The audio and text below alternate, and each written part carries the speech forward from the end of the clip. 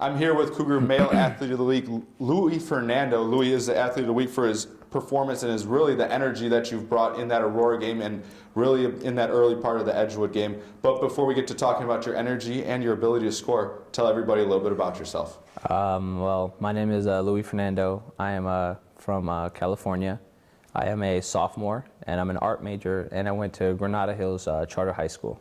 Now, Louis, in that Aurora game, it was a tough start for you guys, to say the least. And you and Israel came off that bench, and the best way to put it is you guys got after it. Yeah. And defensively in that press, it's hard-pressed to say that I've seen somebody in my time here at Concordia that is more willing to get after it on the defensive end than you. First off, where do you get that ability and that just the tenacity to go after it defensively? Let's see. Back when I was in high school, and even when I went to my previous community college, I was always undersized, and I may not have been the most talented, whether it being on offense or with different attributes of the game. But I felt like being a positive impact with my energy, having that, was always something I could bring to the table, and it doesn't require any talent. So I pride myself on being able to bring that spark and do that.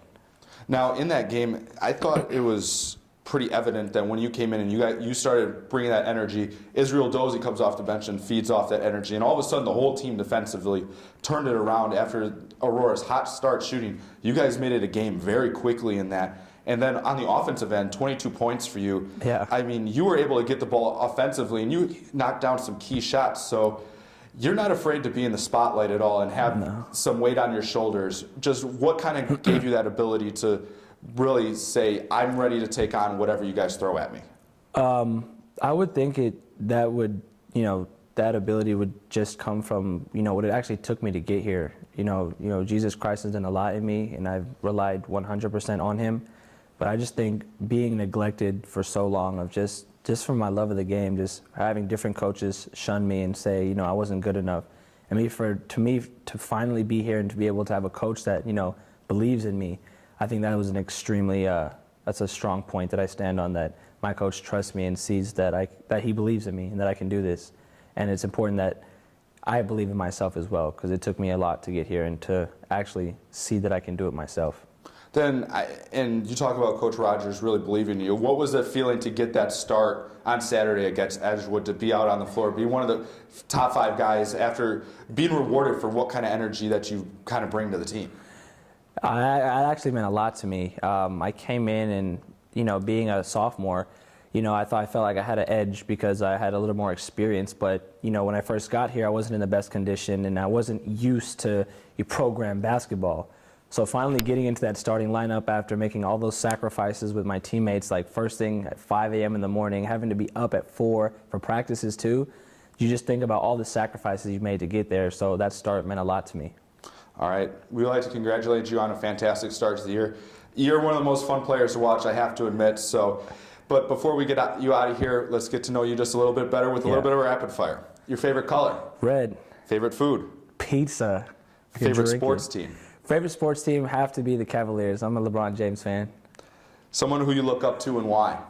Man, this is there's so many people. I could just throw out a few names. Lucius, Osamu, my little brother. Like my little brother, it's surprising, but I do look up to my little brother because he's a role model, and his work ethic is unfailing. Who can make you laugh the best on the team? Gosh, who can make me laugh the most on the team? I think me and Mitchell Policier really get after it when it comes to jokes. Yeah. That's my guy. Can you take him down, or has he got you? I think I kind of peak him a little bit, because I always have him just curled up, just laughing his guts out. And finally, best or most funny coach moment from anybody on the staff? On Concordia? Yes. Oh, man. I would think, if I really had to place one, it would for sure have to be Coach Rogers.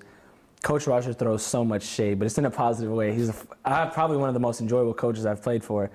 But it would have to be about, I think one time I was in practice, and we had to just finish running or something, and I walked up to him and I laid my head on his shoulder, and he's like, "Get off me, you sweaty beast."